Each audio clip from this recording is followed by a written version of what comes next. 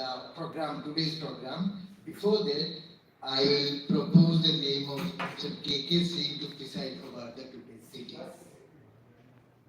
And I'm requesting him to take his seat. And I think he has already taken his seat. Yes, sir. So today, was the part of the lecture series. So we have the 4 distinguished speakers. And that the first speaker is that Mr. Rashid, award Supreme Court of India. As well as the second speaker in the sequence is Ms. Anushkaa Arora. She is also Penal Counsel, the Union of India, Delhi High Court. Third, Mr. Rakesh Kumar Gupta, Advocate, Delhi High Court and Supreme Court of India. Then the mentor as well as the head of the coordination committee of this lecture series, Mr. Prasanta Varma. She is the former senior penal counsel Union of India as well as the CBI. No, president. Sorry. He is the senior penal counsel CBI as well as the Union of India and NCD. Actually, he is the inspiration as well as his all initiatives. He assembled all of us and we started the lecture series. So, for a part of this lecture series, in the beginning, I will request Mr. Sudhir Gupta ji, Sudhir Kumar ji to give the welcome address. So, thereafter, from our part, there is the presidential address by our President, Mr. K.K. Singh. Thank you. It's a wonderful occasion for me to see all the good faces and new people over here, along with our very augustine speakers over here. Now I welcome all of you on behalf of this Friday lecture series to understand the topic which is very specific today, which is civil writ petitions in Delhi High Court, especially for service matters. So when we speak about service matters, so we all have this distinguishing factor of CAT and Honorable Delhi High Court. What relies with CAT? What relies with the Honorable Delhi High Court? And does it mean that Honorable CAT is excluded from so much of issues? Or whether only High Court has the jurisdiction to entertain all these issues? Now we have our very much learned speakers who will highlight all the aspects on service matters, especially for writ petition. But before that, welcoming is also an important part for such occasions. All the distinguished, honorable, learned advocates, especially the seniors are here. Then we have the learned speakers are here to understand the nitty-gritties before the advocates within the pristine manner. So now I welcome Mr. K.K. Singh sahab to make a presidential address over here, and then we can start with the proceeding immediately. K.K. ji. Thank you. आप सभी लोगों का बहुत बहुत स्वागत है इस कार्यक्रम में, और ये हमारी 5th सीरीज है। मैं सभी लोगों से एक उम्मीद करता हूँ और उम्मीद है भी, और हमारे स्पेशल जो चीफ गेस्ट हैं, स्पीकर्स हैं, इनका भी मैं हृदय से स्वागत करता हूँ कि बिफोर टाइम आकर के अपना कीमती समय दे करके हम लोगों के बीच में पधारे हुए हैं। और मैं उम्मीद करता हूं कि ये सभी लोग अच्छे से आप सभी लोगों को आज का जो सब्जेक्ट है, आज का जो मैटर है, सभी लोगों को अपने अपने विचार प्रकट करेंगे one by one. Request to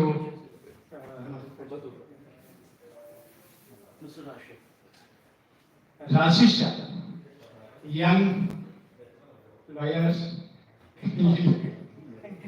start तो मैं रिक्वेस्ट करूंगा आप सभी लोग इनका तालियों से स्वागत करें। राशिद साहब। Thank you, Mr. Singh. Mr. Varma, who has always been there as a guide. In fact, I have grown in the High Court under him, in fact, in the bar. So I'm especially indebted to him and Mr. M. Varma. And not to forget Mr. Sudhir Kumar, who is always open to help. And I really take permission from the other speakers, Ms. Arora and Ms. Gupta. So the topic that we have chosen is service rates. Of course, when we actually talk about a High Court lawyer, the sole source of livelihood most of the lawyers actually rely on is the writ jurisdiction of the High Court. And the writ jurisdiction actually is invoked in several matters, matters related to criminal, civil. In civil, we have just host of jurisdictions even in civil matters. And service matters become one niche area where we actually need some understanding of the nuances of how service writs are to be handled, how they are to be filed, how we meet the expectations of the High Court, and when the bench has questions, we have ready answers to that. The major challenges actually start when we file the writ petition before the registry. There itself you'll see that they will raise objection. Why is it maintainable? Who is the respondent? You have not mentioned it, that it is a respondent and how it is maintainable. So that actually leads to a problem. There are private parties actually being made respondents and we file writs. Such writs are rejected at the registry stage as at itself. So this would actually be one eye-opener for the beginners, I think. Most of us are seasoned advocates here, and I welcome all of you, my colleagues and friends. Thank you for giving us the time. I'll just like to outline some of the broad aspects of the service writs. So majorly what we have to see is the legal framework within which we actually invoke writ jurisdictions. Normally, we are not allowed to file writs qua respondents who are private parties. And only the parties who qualify as states or instrumentalities of the state under Article 12 become respondents, and through them we can actually seek writs of mandamus, writs of certiorari, and writs of prohibition and quo warrantos. These are specific writs which would be relevant in terms of service writs, because habeas corpus would not come here. Rarest of rare cases where maybe there is illegal detention of the armed force personnel on the basis of an order of the AFT, etc. That's when you might be able to, there's the slimmest chance of habeas corpus writ in such situations. Otherwise, these would cover most of your cases that you actually come across. So, the primary requirement is that the respondent against whom you are seeking a relief should be a respondent that actually falls within the definition of Article 12, which can be defined as a state, or it is an instrumentality of a state, or the body or the individual has deep, pervasive state control over it. For example, private schools nowadays come under the purview of writ. The teachers would come flocking to the High Court and say that we have grievances against the employer of school, and sometimes judges ask, it is not maintainable. How do you say it's maintainable? So in Delhi specifically, you would say they are covered and regulated under the Delhi School Education Act. So they are under deep pervasive control of the state, and therefore they fall under the definition of Article 12. Hence, writs are maintainable. Now the writ jurisdiction of the court is very well known, Article 226, for asserting your right, claiming your right, which are fundamental in nature in Part 3 of the Constitution of India. Article 227 also covers the writ jurisdiction, however, it's slightly different. 226 actually offers you protection of fundamental rights. Article 227 also does it, but with a nuance. What 227 does is, it states that all courts and tribunals which fall within the territorial jurisdiction of this High Court, the High Court would have supervisory control over their functioning, including their judicial actions. Because there are tribunals who act beyond jurisdictions at times.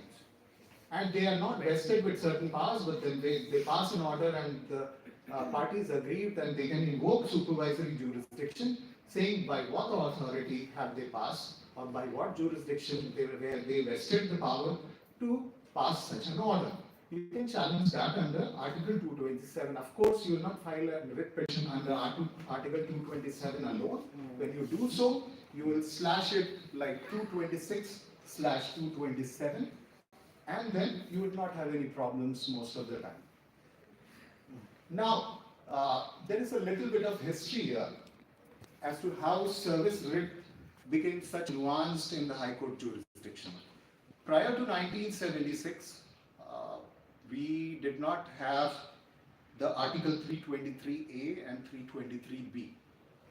What its hallmark was the beginning of a new era, where the High Courts were burdened with a lot of writs, not only service writs, but then of course service writs used to be huge in number. And all the dockets were full in the High Courts across the country. So this article, the amendment 323A that was introduced and B was introduced to actually set up tribunals across the country, state and central tribunals, to actually lower the burden of the High Courts. However, it had specific object under it, and the object was to have subject matter handling of by such tribunals. So service matter is of course a subject matter. High Court in general works on writs, your fundamental rights, but then they can work on fact and law under the tribunal rules and laws. So under these, several tribunals were set up. In 1985, the Central Administrative Tribunals Act was passed, and after that, the CAT was established with its principal bench in Delhi, and there are other benches across the country.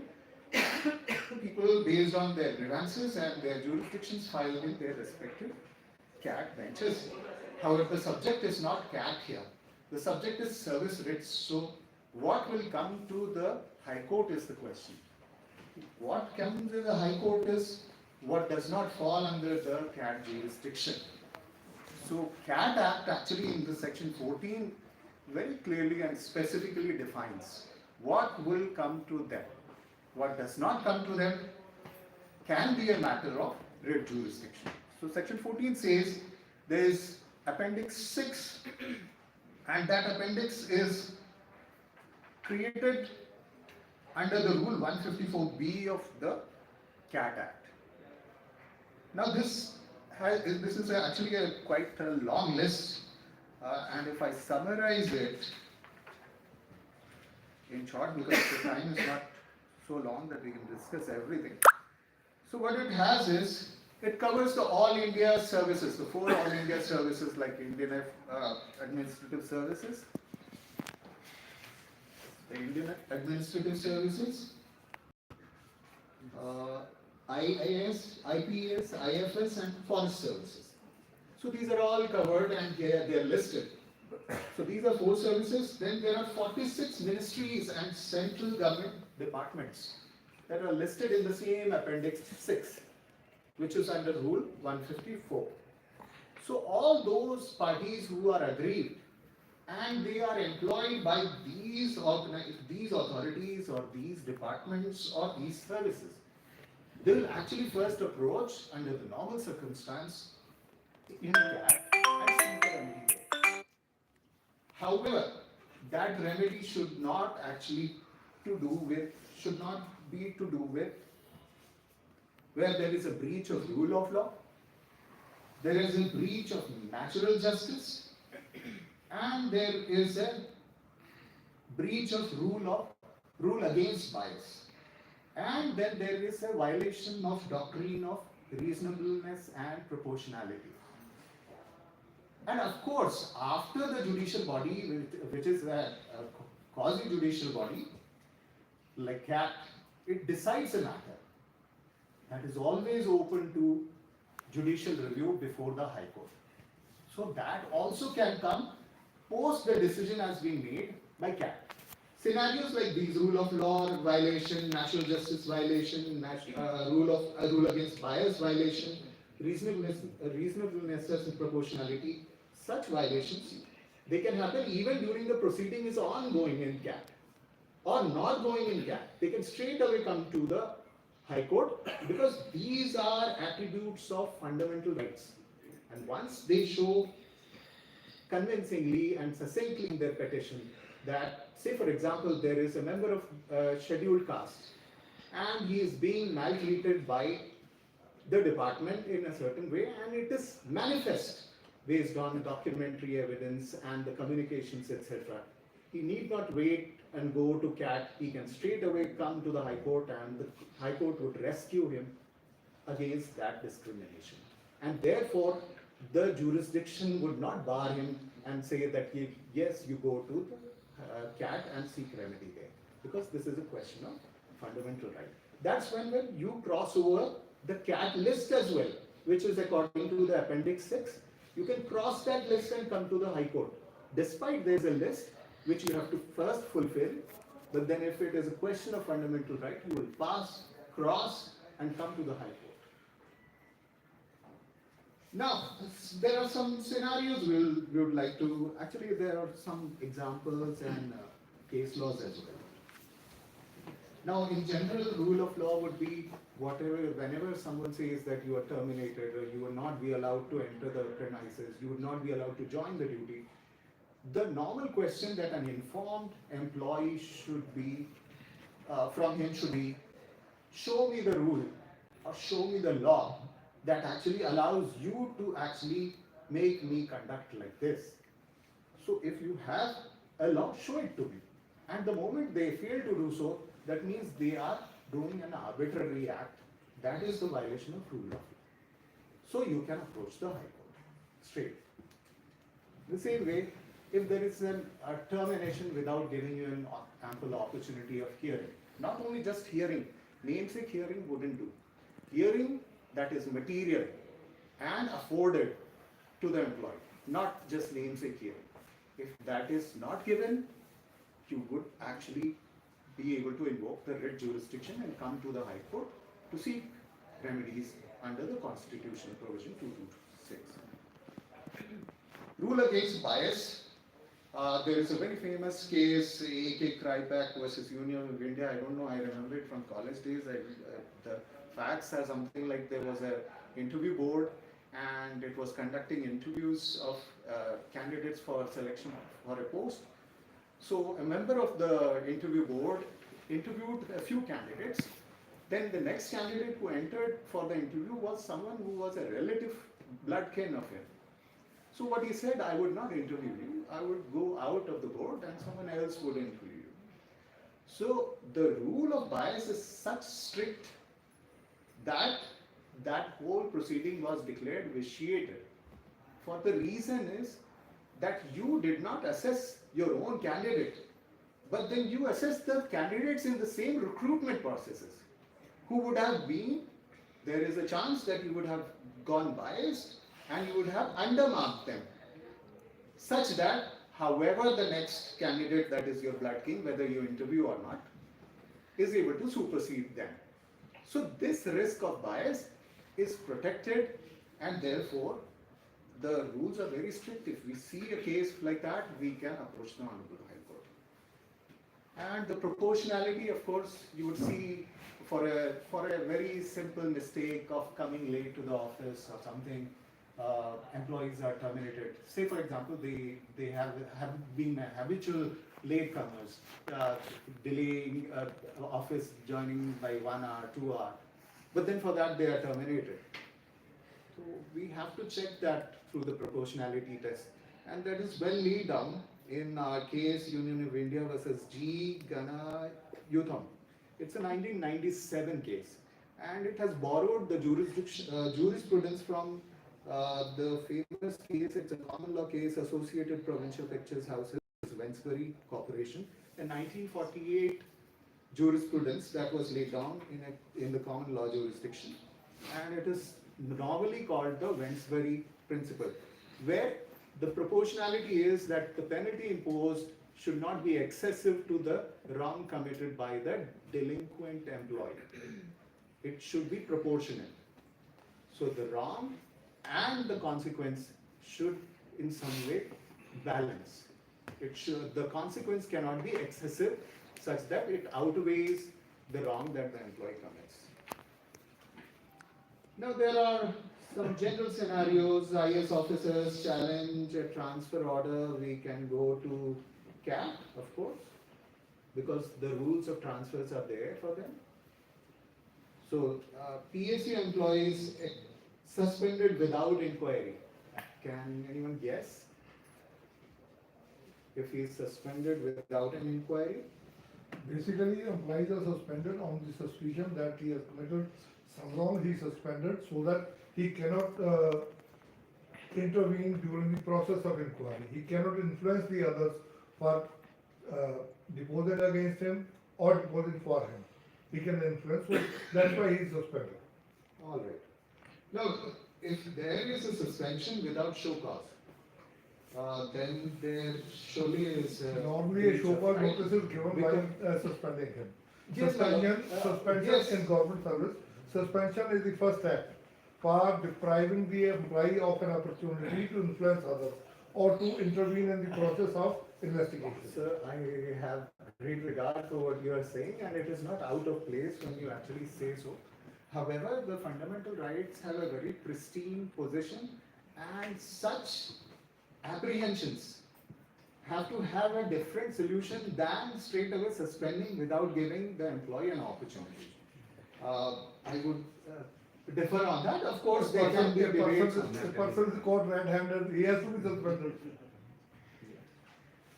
And this is, I think we will conclude it. Private school teachers suspended without hearing. School is under, I have already told, Frank Antimony School actually brings private schools under the jurisdiction of the Writ jurisdiction of the High Court, for the reason that it is regulated deeply by the state through the Delhi School Education Act. I think this sums up the service aspect, and if you have any questions, you can actually write it down because we don't have time. We will answer in email or WhatsApp. Thank you for the time.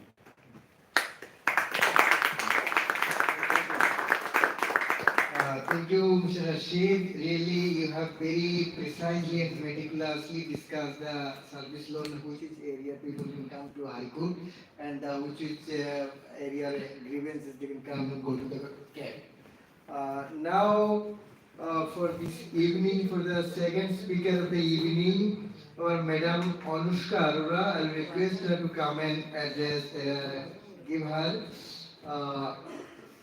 valuable senior central government council to share her acquired knowledge from all the way she has become the senior council leader of India till today.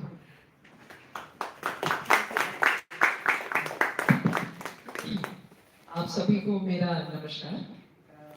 मंच पे विराजमान fellow speakers and organizers and 5 बजे 4 से 5 का time हो गया है और मेरे सारे फेलो कलीग्स, मेरे लर्नड एडवोकेट्स भी यहाँ आए हुए हैं। Thank you so much for making out time and coming to this lecture series जिसका टॉपिक है Civil Writ Petitions in Delhi High Court, specifically focusing on service matters. My fellow speaker जो mister Rashid जी हैं, इन्होंने बहुत अच्छे से हम लोगों को बहुत ही कम समय में 3-4 विषय में बता दिया है और मुझे लगता है हम भी और आप भी आज जहाँ यहाँ बैठे हैं, हम लोगों को कुछ कंसेप्ट्स क्लियर हो गए हैं, जैसे कि किस टाइप के केसेस कैट में जा सकते हैं, जो कि हमारे कोऑर्डिनेशन कमेटी में सबसे पहला सवाल था, किस टाइप के केसेस कैट में जा सकते हैं और किस टाइप के केसेस हाई कोर्ट आ सकते हैं और किस टाइप के कैटेगरीज एलिजिबल होते हैं writ petitions to be filed in the Delhi high court. These 3 aspects have been very nicely explained by my fellow speaker, Mr. Rashid. Now, taking over, because much has already been said, I would be highlighting very practical aspects with pertaining to service matters and civil writs in the Delhi High Court.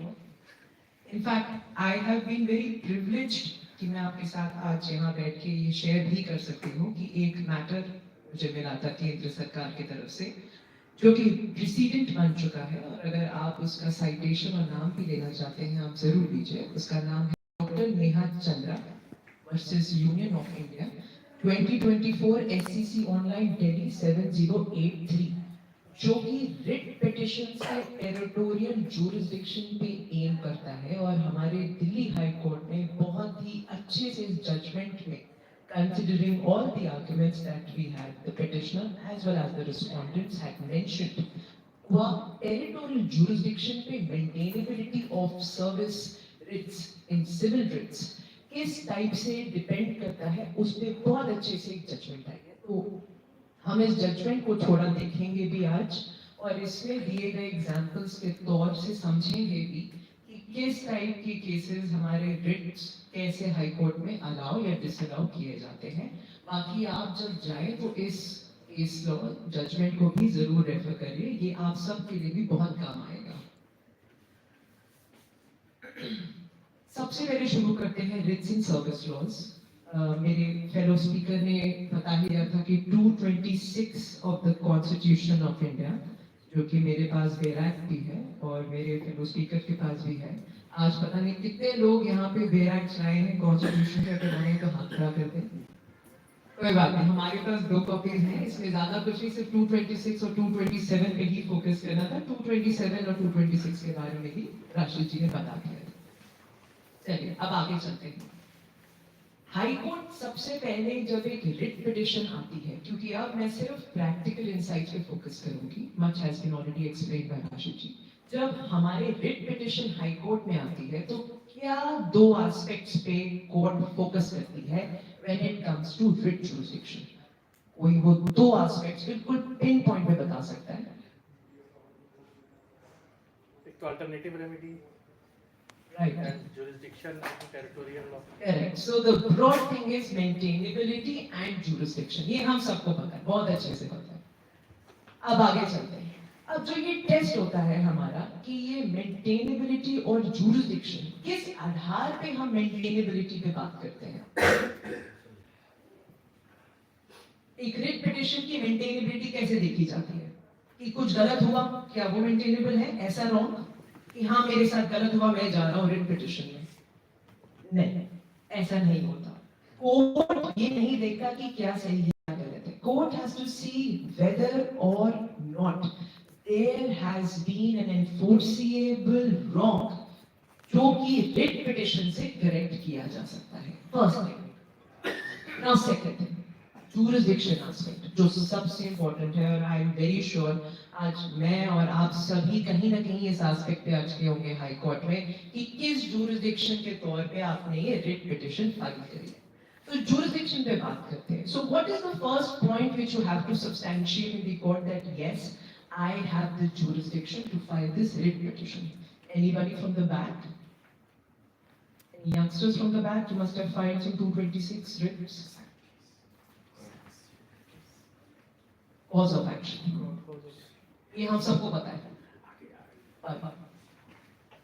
Cause of action सिर्फ correct नहीं है, क्यों?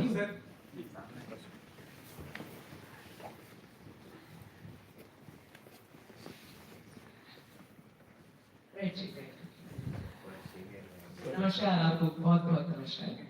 अच्छा, चलते हैं आगे। Cause of action. Now, cause of action is not only simple to be substantiated in the court. हम सिर्फ ये नहीं कह सकते हाँ cause of action अरोज हुआ था दिल्ली में, परंतु केरला में कुछ हमारा ये कंस्ट्रेंट है। मैं केरला में काम करता हूँ, केरला की बॉडी ने मुझे हायर किया था, और मिनिस्ट्री जो है वो हाँ कंसर्न दिल्ली में जरूर है, तो कॉज ऑफ एक्शन मैं दिल्ली में बना रहा हूँ। इस टाइप की रिट क्या एंटरटेन कर सकती है Delhi high court?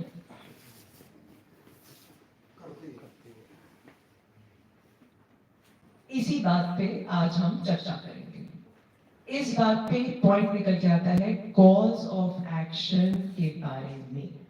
Cause of action 3 चीजों से सब्सटैंशिएट करना पड़ता है। If you want to write, please write, because this is very clearly illustrated in Dr. Neha Chandra's judgment also. First, the cause of action should be material. Material cause of action उस जगह पे arrows होना चाहिए, पहली चीज। Essential nature of cause of action should also be taken into consideration. And third, the integral part of the cause of action should arose in that jurisdiction. तो अगर मैं आज एक बॉडी में एम्प्लॉयड हूँ केरल में, और मेरा ग्रीवेंस केरल में रिलेटेड था कि मुझे अपॉइंटमेंट भी केरल में हुई है, मुझे गलत तरीके से निकाला भी गया, एटसेट्रा सब केरला में हुआ है। पर क्योंकि मुझे सुना गया है कि हाँ दिल्ली में जो हम जाते हैं हमें शायद थोड़ा बहुत रिलीफ मिले, मैं दिल्ली में जुरिडिक्शन दिखाऊंगा। कैसे दिखाऊंगा? क्योंकि नोडल जो बॉडी है मिनिस्ट्री वो दिल्ली में है। नहीं, ऐसा ही एक हमारे साथ एक केस हुआ था अभी हाल में 2024 में डॉक्टर चलता, जो कि हमारे ऑनरेबल जस्टिस कुमार गौरव की जजमेंट आई है।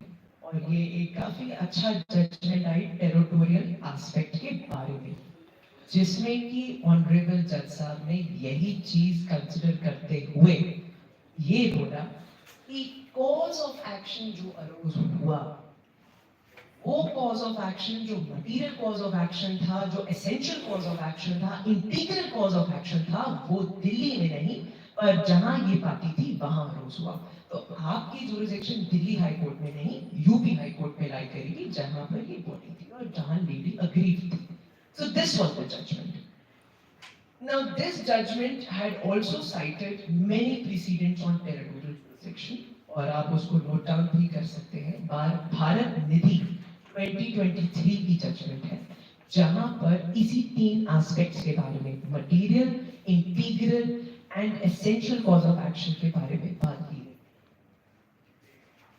उसके बाद हमारी 2024 में एक और जजमेंट एलपीए में, जिसने भारत निधि को रीइंस्टेट करते हुए कहा यस दैट इज करेक्ट, वो जजमेंट भी आई। एंड उस जजमेंट का नाम है Ashoka marketing limited versus SEBI 2024 DD की जजमेंट। तो आप अगर ये नोट डाउन करना चाहें आप जरूर कर सकते हैं। This is gonna help you till फार।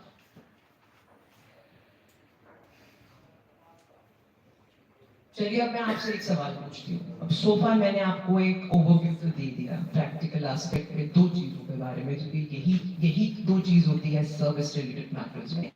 एक छोटा सा सवाल मेरी आपके लिए, अगर मैं आपको फैक्ट्स बताऊं कि एक पिटिशन फाइल होनी है और उस पिटिशन का ग्राउंड ये लिया जा रहा है कि इलेक्शन कमीशन ऑफ इंडिया जो है वो तो दिल्ली में है, पर केरल में इलेक्शंस कंडक्ट किए गए, केरल में इशू आया, तो अब इस क्लाइंट को आप क्या एडवाइस करेंगे कि कहां फाइल करना चाहिए? See again, remember 3 essential aspects. Here the facts are still not complete, but what we have to see are 3 things. क्या चीज जो मैंने ऑलरेडी बताया, मटीरियल कॉज ऑफ एक्शन कहां, दिल्ली या Kerala? Integral cause of action कहां था, दिल्ली या Kerala? And essential cause of action कहां था, दिल्ली या केरल? उस आधार पे इस क्वेश्चन का रिप्लाई किया जाएगा। So this is what our writ jurisdiction, at least for service matters, pertains to all about.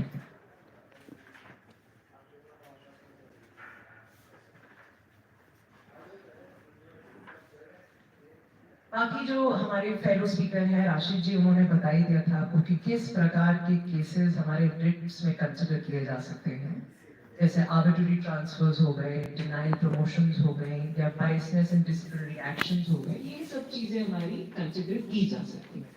और इसी पे बहुत सारे केसेस हैं, आपको भी पता है और हमें भी पता है, so we should not definitely dwell into all those aspects.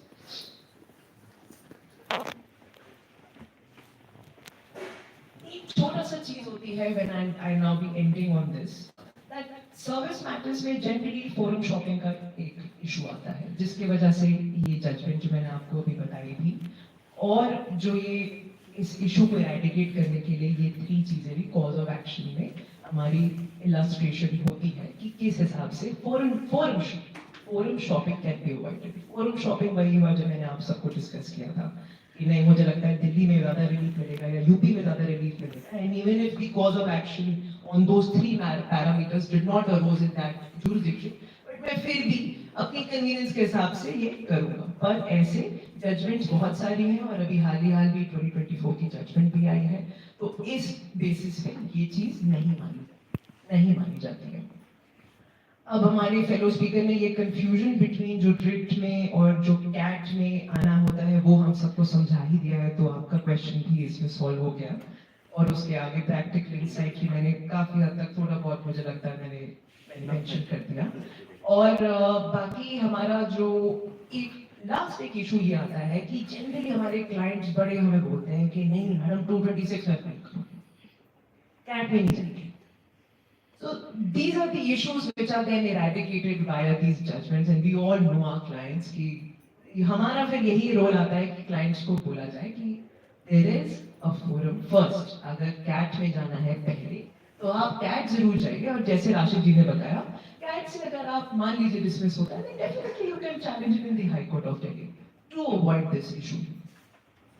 So इसमें मैं कंक्लूड करती हूँ एंड मैं एक चीज कहना चाहती हूँ आप सभी से दैट ये लेक्चर सीरीज बहुत अच्छे हैं और बहुत बढ़िया तरीके से हमारे कोऑर्डिनेटर्स ने इसको स्टार्ट किया है, क्योंकि बड़ा अच्छा लगता है कि एडवोकेट और एडवोकेट साथ में बैठ के ऐसे टॉपिक्स डिस्कस करते हैं, बिकॉज हमें भी सब पता है और आपको भी एवरीथिंग यू आर मोर और लेस अवेयर ऑफ, बट एक छोटी छोटी चीज ऐसी हो जाती है जहाँ हमें स्ट्राइक होती है कि हाँ यार ये तो शायद good that we came and we brainstormed with each other. तो इससे आप सभी को मेरा नमस्कार फिर से एंड वेरी गुड इवनिंग. जय Hind. Wonderful.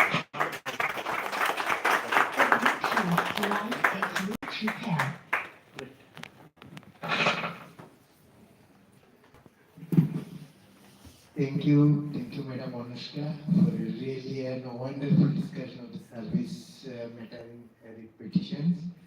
Really, we all must be benefited out of that. And really, this is the brainchild of this lecture series, our Varma ji. Really, a big applause for him, please.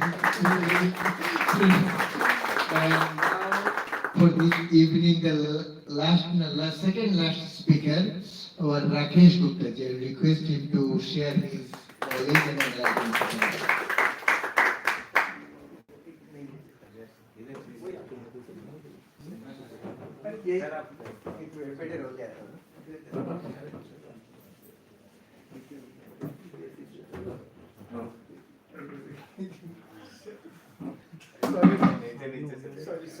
The Bluetooth device is ready to pair.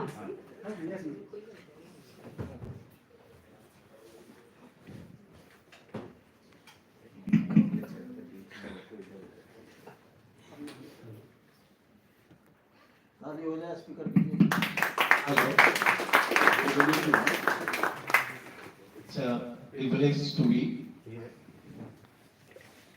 It's a very side issues here, like the writ petition in civil service matters. Service matters are very specific issues which deal with the writ jurisdictions. Writ is by the way of 42nd Amendment. Parliament has been promulgated and formed special provisions to formulate and constitute the tribunals to see and look after the service matter, say employer and employee of union, state, or whatsoever the are covered under the definition of a state under Article 2. So all these things are elaborated by our speakers.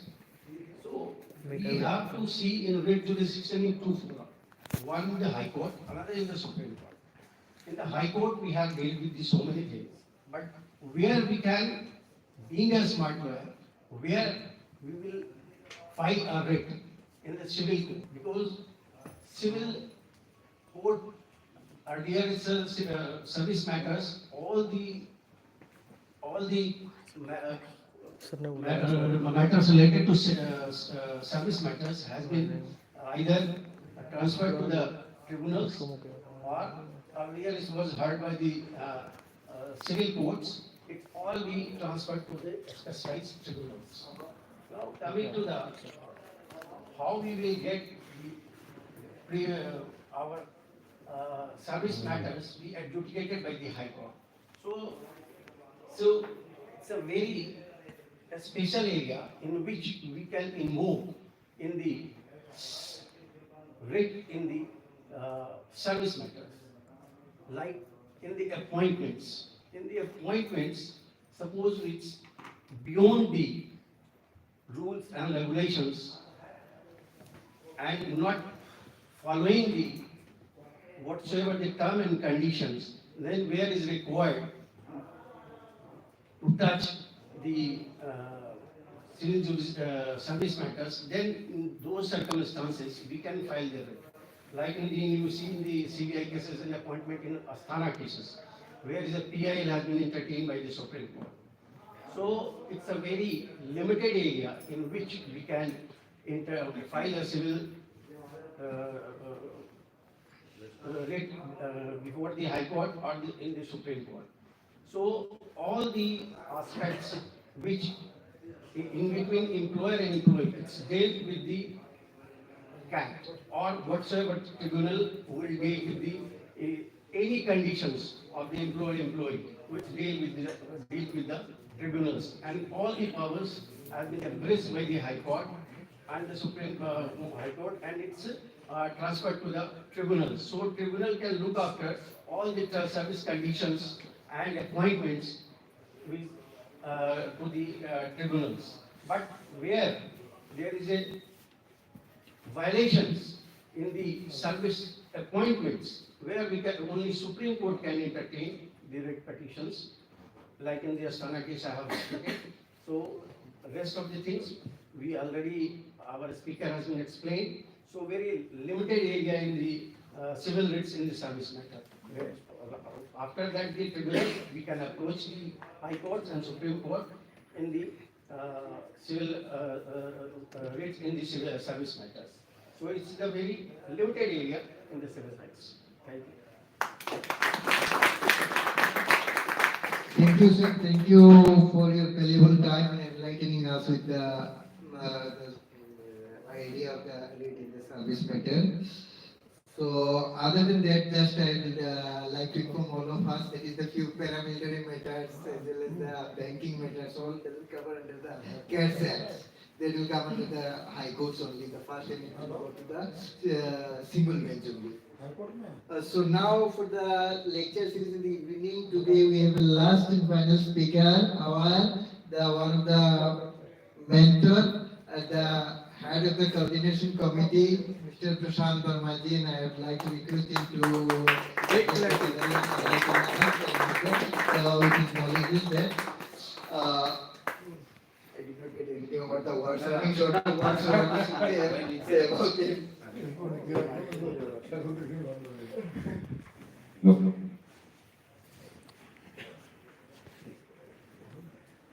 Very good afternoon to all the friends, lawyer friends, and the senior lawyers in our bar, including that of Sudhir Gupta ji, Madam Anushkaa Arora ji, Janab Khalid Bhai ji, and our consultancy room group lawyer leaders like KK Singh ji, Janab Nazim Bhai ji, Bhai Sudhir ji, and all seniors and young distinguished lawyers of my Delhi High Court bar members, lawyers, ladies and gentlemen. It is the fifth lecture series organized by our Delhi High Court bar consultancy room lawyers, and today's topic, as all of us knows, that writ petitions in Delhi High Court service matters. I am confining myself to my writing because sometimes when we speak extempore, we literally goes away, and that is the reason why I thought that I must jot it down, that what are the things which I am going to express myself. Friends, as all of us know, civil writ petition in Delhi High Court service matter. It's my pleasure and your highness that the organization felt me to address on this issue. Our learned friends have already discussed vividly on the said subject, and certain left-out issues need to be addressed. Should I accidentally become a lawyer, or I had the inclination to be a lawyer, for which I have joined this court at the age of 22, and today, after 32 years in the profession, what I failed to share with my young friends today in the bar on the topic is correct or not, you all will adjust and clap as a token of acceptance to this lecture. Though accidentally I am a lawyer, but my lawyership is in conviction, not by convenience.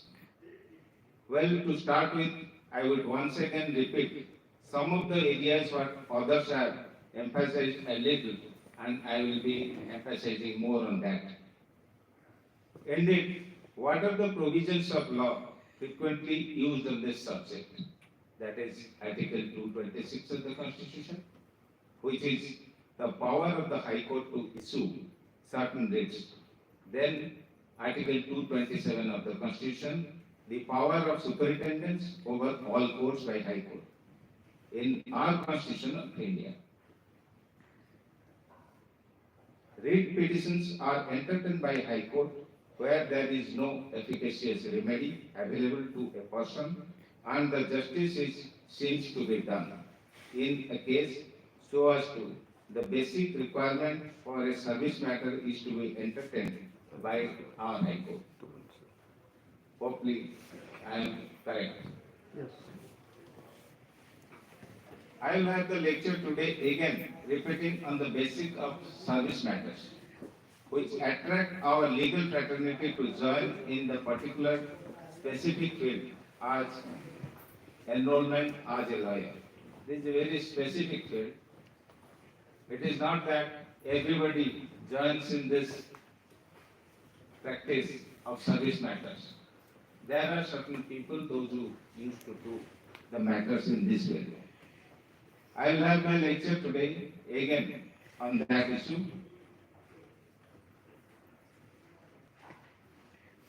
What is the beauty of this field? It is a service matter which we are referring to. We'll have to also understand what is the beauty of it. The beauty of this service matters is you have got a chance to have interactions sometimes with hundreds of people. They are the government employees. And you have got a direct connections when you are getting also some cash matters, you can say that. The government people are in hand or you have got some good connections with them. So that is the beauty and the part of doing the service matters. And dealing with the intellectual people, those who are into the service, definitely they are the intellectual mass across the nation who are in the government jobs. Then what are the drawbacks I will be seeing in this particular field? These are all, I think, none of us are dealt with. So these are the basics I am saying. Because we all are lawyers. We are looking forward to have our profession or a professional career into this area also. So what are the drawbacks? The drawbacks which comes to my mind is that the service matter, albeit non-remunerative, decided en masse and mentioned as the covered matters. The matters are often time-consuming.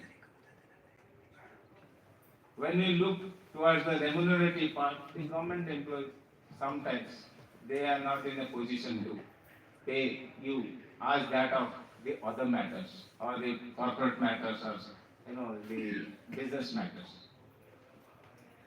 So these are the drawbacks and the positives and negatives of the persons, those who are interested to have the service matters as their career. So what do you mean by the service matters in High Court? These are the basic things which I am saying. Everybody knows that. It's not that the young people also having the knowledge into that, but I am also just adding here. The person who were in government jobs and for any illegalities or misconduct in any kind of service conditions, they do approach to the Honorable High Court and entertain, and the said matters are to be said to be the service matters in our High Court.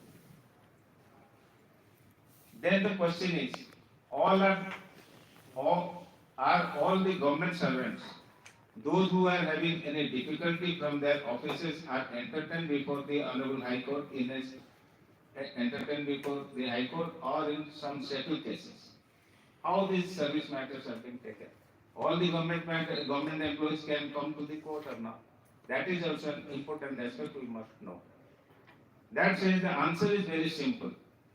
Those who have their remedy primarily before any particular courts, they do not have the straight access to the Honorable High Court, rather to have the approach, the special courts for them, having senior judicial officers therein, they have a little chance to further come to High Court after their matter have been dealt before the tribunals or the courts.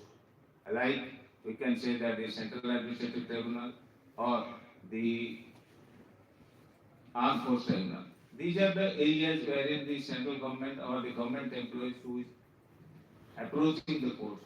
So that is not the area wherein we can straight away come to the High Court. Those employees cannot straight away come to the High Court.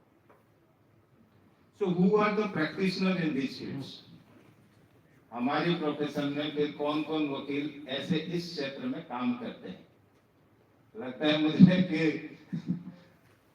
आप लोगों को थोड़ा अलग अपवाद लग रहा है या नहीं ठीक लग रहा है, ये जानना भी जरूरी है। हमारे इसमें no doubt many direct enrolled lawyers after the law have the history of excelling in the field. However, mostly in our court, lawyers from Central Administrative Tribunal, Armed Force Tribunals, and some retired military, paramilitary, police officials who becomes a lawyer tend to do and they excel at a higher age also. Still, there are direct inducted lawyers into the field who go up to the Supreme Court. But most of the service matter lawyers are from service having direct connection and knowledge in this specific field. Another sector and segment people, we can say that the former central government and state government councils, those who used to have the knowledge in the field. My learned friend is also, she is here, she has got the experience. And like the government officials, Saraj is also here, they are also into this practice. So, now I will come straight away after taking some 15 minutes of your time to the subject. You see, I am saying, which is nothing, I am not taking deep into the matters because every friend of mine are the learned, I understand. And I must not say that I will teach you something or these are the judgments. I am not on that. Today I will be saying that the important points to be introspect while handling a matter of a service matter, or if you have got some interest to come to this service field, the service rates you want to handle before the High Court, what are the things which are important? These are the good number of technical points like anomaly. Anomaly everybody knows. Pay scale, grade pay, rank, assured career progression ACP, then MACP, increments, financial upgradation, quarter allotment, deductions, penalty, pension, gratuity, bounty, statutory review, statutory revision, classifications of SC/ST and quota promotions, zone of consideration, pen picture diagram of any employee by the initiating, accepting and reviewing authority, office memorandum, CCS rules.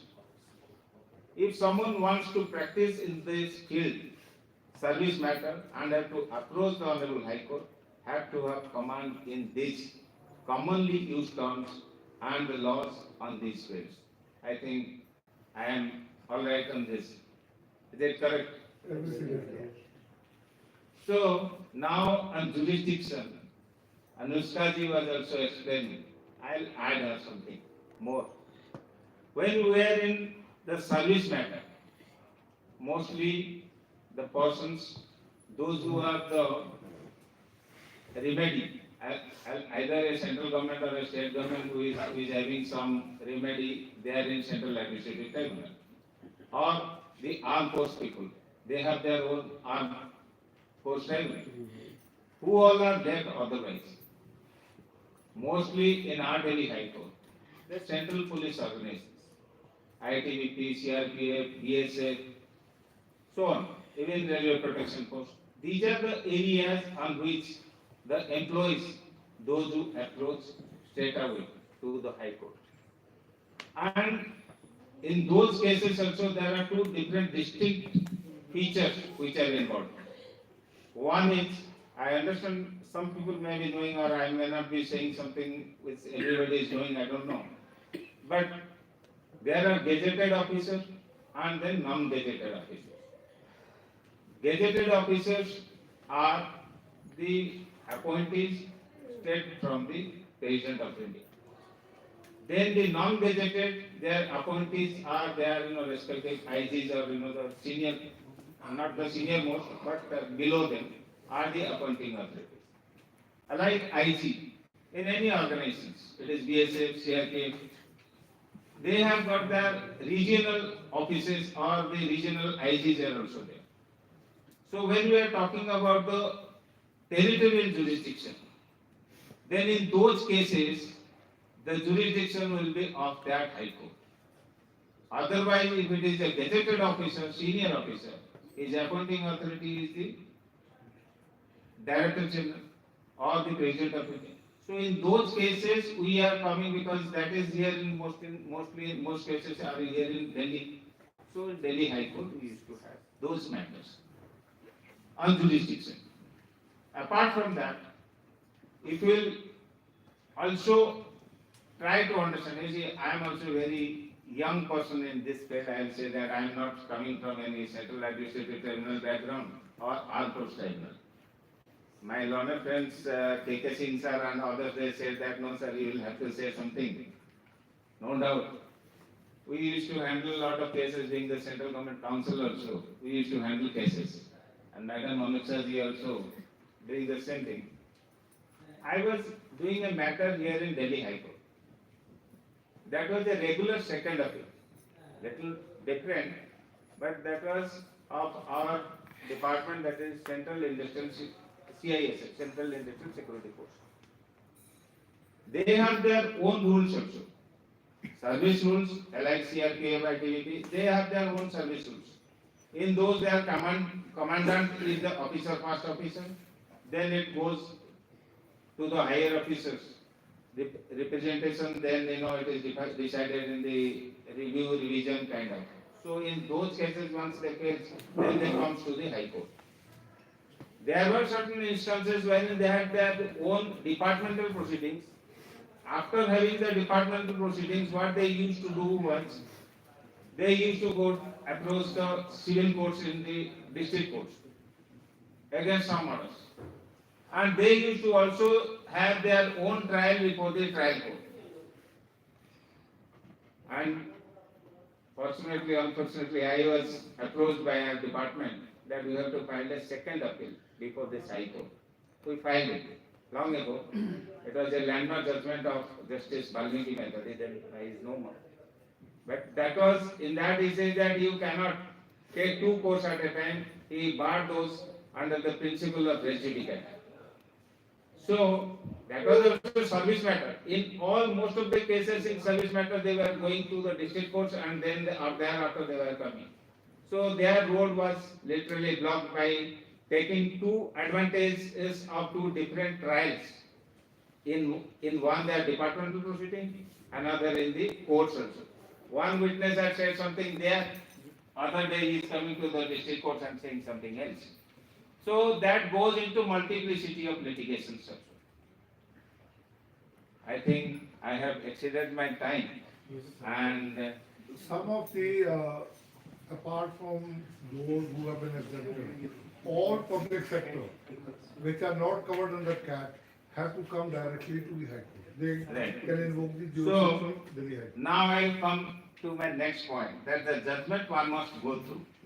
It must be coming to everybody's mind that Prasanta Varma will come and say many judgments also today and tell us that what are the judgments which we are required to jot down. But in the age of computer and software online judgments, I will simply say that we have good number of options to search and find judgments on the service matters, and for that I will not venture into the wisdom of my lawyer friends, but on the simple philosophy, I must say that there are judgments to which one must be concerned while coming before or filing a petition before this High Court. Today we are to approach the High Court. One must keep in mind that where we are barred or where we are being asked not to file such cases. And what are the cases which we can file it before the High Court? So before filing the petitions in High Court, we must be equally vigilant that yes, these type petitions are entertained before High Court because there is also a judgment. Wherein this Honorable Court has said that it will file such cases, then cost will be imposed. So we will have to keep those judgments also in mind. Without referring to those judgments, while doing the matter, we must keep those things in mind. Then how to draft a petition and to put forth the arguments. It must be also coming to the mind that how I will write it, how I will do it. Again, in the age of ChatGPT and many more advanced technology, we need not need to have any copy-paste kind of previous petitions. But what is important that before starting writing in various grounds of the writ petition in the service matters, we need to paraphrase our exact argument to be before the Honorable Court and on the issue. And then we have to, in a sequence manner, write down our grounds. So that is the only thing for me, because I do not have to, make all my learned friends to understand what exactly is to be done or what are the way to write a grounds. Those are not the places, or we are not here to, but just to, we have to paraphrase our argument that on these points, we are going to approach the Honorable High Court under Article 226, 227 of the Constitution of India on a writ for a directions or mandamus against any illegalities or wrong thing which has happened to a government employee or an employee which has facing or something, some wrong has happened. So with all this, I will stop my today's lecture. I think I am done.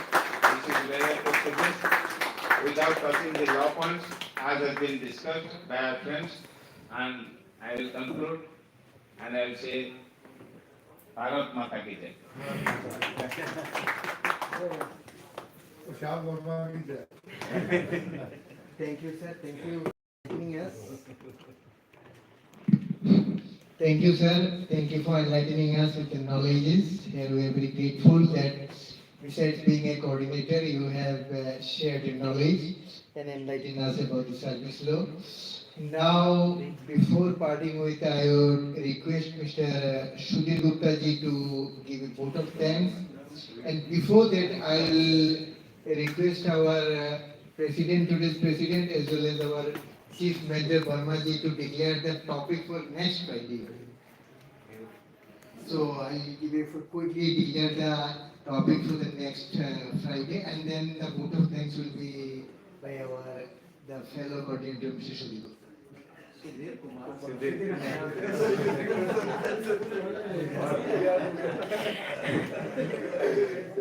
Thank you.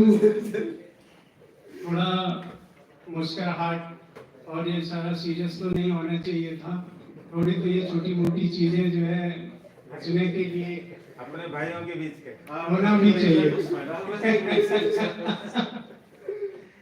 Thank you so much सभी लोगों को कि आप सभी लोगों ने हमारे बहुत ही रिस्पेक्टेड स्पीकर राशिद साहब, अनुष्का जी, गुप्ता जी, वर्मा जी को बहुत ध्यानपूर्वक सुना।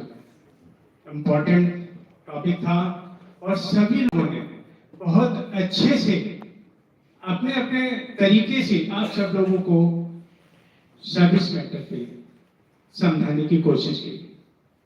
मैं इन सभी लोगों का बहुत आभारी हूँ। कृपा करके आप सभी लोग इन सब लोगों के लिए स्पेशल बिग तालियों के साथ इनका स्वागत।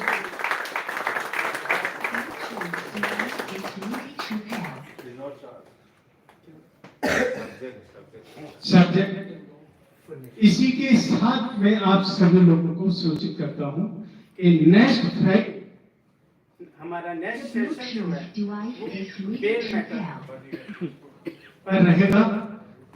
आप सभी लोगों से हमारा अनुरोध The है Bluetooth device is कि आप ready to सभी pair. लोग आते रहें और हमारे स्पीकर को ध्यानपूर्वक सुनते रहें और जो इनकी गाइडलाइंस हैं कृपा करके उनको ध्यान में रखें और जो पिटीशंस हैं या रिट पिटीशंस हैं या अपील है जिसमें भी आपको गाइडलाइंस चाहिए फर्दर भी चाहिए हमारे स्पीकर हर समय अवेलेबल हैं हम हर समय अवेलेबल हैं आप सब लोगों की समस्या दूर करने के लिए सब्जेक्ट बता दो ना आप सब्जेक्ट आज का जो सब्जेक्ट वो नेक्स्ट जो सब्जेक्ट है वो bail matter in Delhi high court regular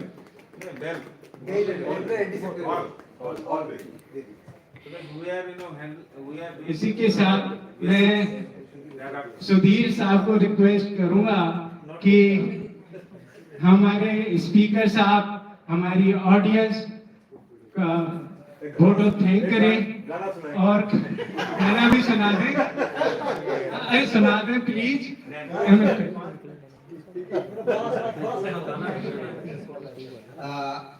My heartfelt apology to the Sudhir Kumar ji for associating his name with the Sudhir Gupta.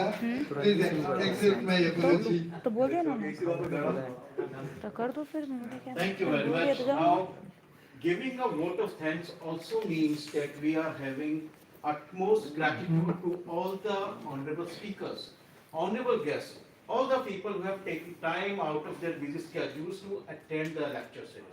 I profoundly give this vote of thanks to my learned speakers, Mr. Rashid, who has actually given a very good insight on the categories for all India services, CCS rules, and corporation notified entries.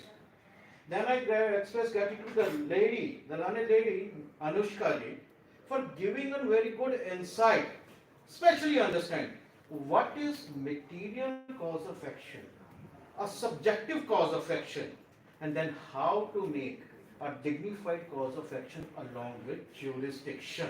Otherwise, the first argument is always on the maintainability of your writ petition before Honorable High Court. In every aspect, I must thank Rakesh Gupta. Sir has touched one very important issue, Asthana's case, where Honorable Supreme Court has on very tight schedule has entertained a petition somewhere which actually touches the policy matter. So whether the policy matter can be entertained before CAT or before Honorable High Court, this is very distinguished. Because CAT has no jurisdiction to entertain policy matter, but Honorable High Court has. But there are few good judgments who say that CAT can initiate some very good policy matters. So advocates must understand how to make a difference between those policies that can be challenged. And in the end, my very learned senior good friend Prasanta, he has given us subjects. Apart from those, you can see articles and then definitely the judgments which one must know while drafting the petition, while arguing the maintainability, and while making the final arguments of your writ petition. If you do not know the difference between the maintaining a petition and making a final arguments, क्योंकि चीखने से कुछ नहीं मिलेगा. अगर आप knowledgeful और law के ऊपर बात नहीं करेंगे, तो जज साहब फाइल उठा के फेंक देंगे. So one should remain calm and be very good, knowledgeable, insightful advocates. क्योंकि advocate और advocate का दिमाग हमेशा उसकी ताकत. So on these issues, I simply says thank you very much for all your augustine presence, all the learned guests over here, the learned speakers, my colleagues, and definitely I request you all to please join us for tea and for some refreshment. Thank you very much all. Thank you.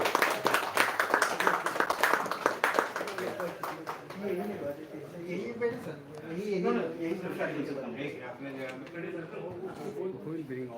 Agree? Whether subjective